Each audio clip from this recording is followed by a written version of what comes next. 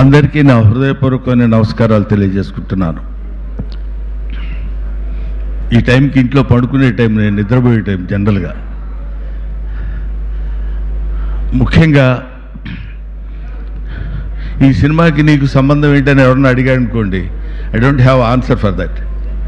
నేను యాక్ట్ చేయలేదు, music director ఎవరు ఏంటి ఏమీ తెలియదు. నేను ఈ ఫంక్షన్కి రావడానికి ముఖ్యమైన రీజన్, మంచి మనిషి, మంచి ఆలోచనలు ఉన్న మనిషి, మంచి కార్యాచరణ ఉన్న మనిషి, అంతకు మించి మంచి భక్తుడు, నా మిత్రుడు అర్జున్.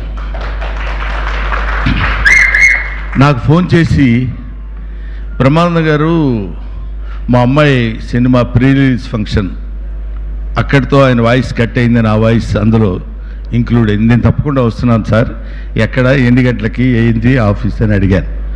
ఎందుకంటే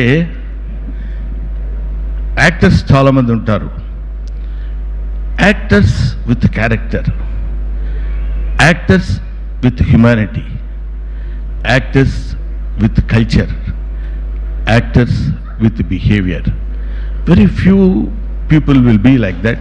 That's one of the gentlemen, Mr. Arjun. I love him. అందుకని నేను ఇక్కడికి వచ్చాను. రెండో పాయింట్, నాకు ఈయన చెప్పిన దానిలో ముగ్గురు వ్యక్తుల్ని నేను సన్మానిస్తున్నానండి.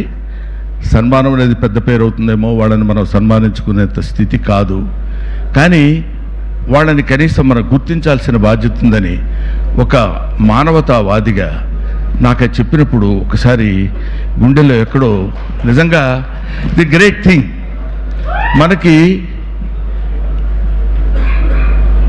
దైవం మానుష రూపేణ అని, భగవంతుడు మనిషి రూపంలో ఉంటాడని ఇందాక తమ్ముడు సాయి మాధవ్ చెప్పాడు. వాళ్ళు ముగ్గురు గాడ్స్ అని. ఎంత అద్భుతమైన విశ్లేషణ కూడా ఇచ్చాడు ఆయన. మనం మామూలుగా మాలాంటి వాళ్ళం ఎక్కడికన్నా వెళ్తే ఎవరన్నా స్వామీజీలకు, బాబాలకు కనపడి వాళ్ళు అలాగా గడ్డాలు అవి పెట్టుకుని ఇట్లా ఉంటే మన దండాలు పెట్టడానికి వెళ్తే,